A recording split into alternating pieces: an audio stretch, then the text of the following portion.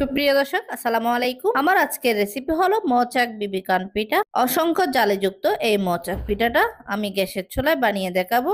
এটা যেমন নরম তুলতুলে সফট আর স্পঞ্জি, তেমনি মজাদার। খুব সহজে কিন্তু আজকে এই মোচাক পিঠাটা তৈরি করে দেখাচ্ছি। তাহলে চলুন আর কথা না বাড়িয়ে প্রথমে আমি পিঠার জন্য ক্যারামেলটা তৈরি করেছি। তার জন্য আমি এখানে 2 কাপ চিনি নিয়ে নিয়েছি। চুলায় একটা সসপ্যান বসিয়ে দিয়েছি, চিনিটা এখন দিয়ে দিচ্ছি। দেখেন ক্যারামেলটা তৈরি করে নিচ্ছি। আশা করছি আজকের এই সহজ রেসিপিটা আপনাদের কাছে ভালো লাগবে। ভালো লাগলে প্লিজ আমার চ্যানেলটা সাবস্ক্রাইব করে পাশে থাকার বেল আইকনটি প্রেস করে রাখবেন, আমাকে সাপোর্ট করবেন। সামান্য কিছু উপকরণে এমন অতুলনীয় পিঠা বানানো যায়। আজকের রেসিপিটা না দেখলে বিশ্বাস করবেন না। ক্যারামেলটা হয়ে গেছে। এই পর্যায়ে আমি এখানে প্রথমে 1 গ্লাস পানি দিয়ে দিচ্ছি, আবার আর কিছুক্ষণ নেড়ে ছেড়ে আবারও 1 গ্লাস পানি ঢেলেছি। মোট আমি 2 গ্লাস পানি এখানে দিয়ে দিয়েছি। এখন ক্যারামেলের সঙ্গে আমি পানিটা ভালো করে মিক্স করে একটু ঝাল করে নিচ্ছি। ক্যারামেলটাকে অতিরিক্ত রান্না করে পুড়ে ফেলবেন না, তাহলে কালারটা নষ্ট হয়ে যাবে আর পিঠাটাও খেতে তিতো লাগবে। এই পর্যায়ে কিন্তু ক্যারামেলটা হয়ে গেছে, এখন আমি রেখে দিচ্ছি। আমি এই পর্যায়ে 4টা ডিম নিয়ে নিয়েছি।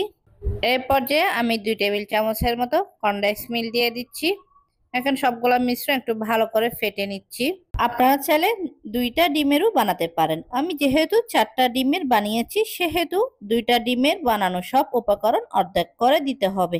আজকের এই বিবিকানা পিঠাটা আমি অনেক সহজ করে দেখানোর চেষ্টা করেছি। আশা করছি আপনাদের কাছে ভালো লাগবে।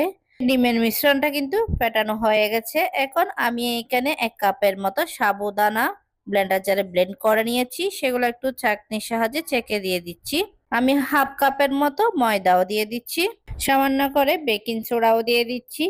আমি হাফ টিস্পুনের মতো বেকিং পাউডারও দিয়ে দিচ্ছি। এখন সবগুলো একসঙ্গে ছেঁকে মিক্স করে নিচ্ছি। মিক্স করে একটা ব্যাটার তৈরি করে নিচ্ছি। আশা করছি আজকের এই রেসিপিটা আপনাদের কাছে ভালো লাগবে। ভালো লাগলে প্লিজ আমার চ্যানেলটা সাবস্ক্রাইব করে পাশে থাকার বেল আইকনটি প্রেস করে রাখবেন, আমাকে সাপোর্ট করবেন। ডিমের ব্যাটারটা কিন্তু রেডি করে নিয়েছি। এই পর্যায়ে ক্যারামেলটা কুসুম গরম থাকা অবস্থায় ব্যাটারের সাথে মিশাতে হবে। এই মিশানোটা খুবই ইম্পর্টেন্ট। একটু সময় ধরে ভালোভাবে মিশাতে হবে। আপনারা এইভাবে একবার হলে বিবিখানা পিঠা তৈরি করে দেখবেন। এই অসংখ্য জালিযুক্ত বিবিখানা পিঠাটা খেতে কিন্তু অনেক টেস্টি।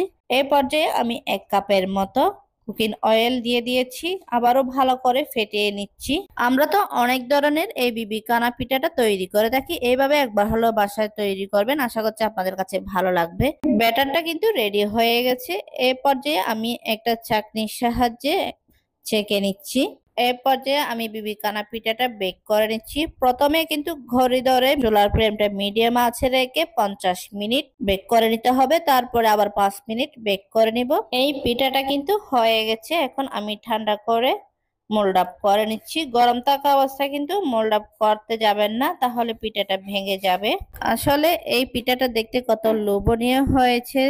এই অসংখ্য জালিযুক্ত পিঠাটা কিন্তু আসলে খেতে অনেক টেস্টি। আপনারা এইভাবে একবার হলো বাসায় ট্রাই করবেন। আমি এখন একটা পিঠা আপনাদেরকে ভেঙে দেখাচ্ছি। দেখেন কত নরম তুলতুলে সফট এই পিঠাটা, খেতেও কিন্তু অনেক টেস্টি। আশা করছি আজকের এই সহজ রেসিপিটা আপনাদের কাছে ভালো লেগেছে। ভালো লেগে থাকলে প্লিজ আমার চ্যানেলটা সাবস্ক্রাইব করে পাশে থাকার বেল আইকনটি প্রেস করে রাখবেন, আমাকে সাপোর্ট করবেন। যারা এই পিঠার রেসিপিটা ফেসবুক থেকে দেখছেন, প্লিজ আমার পেজটা ফলো এবং লাইক করে দিবেন। আর আজকের এই পিঠার রেসিপিটা আপনাদের কাছে কেমন লেগেছে অবশ্যই কমেন্ট করে জানাবেন।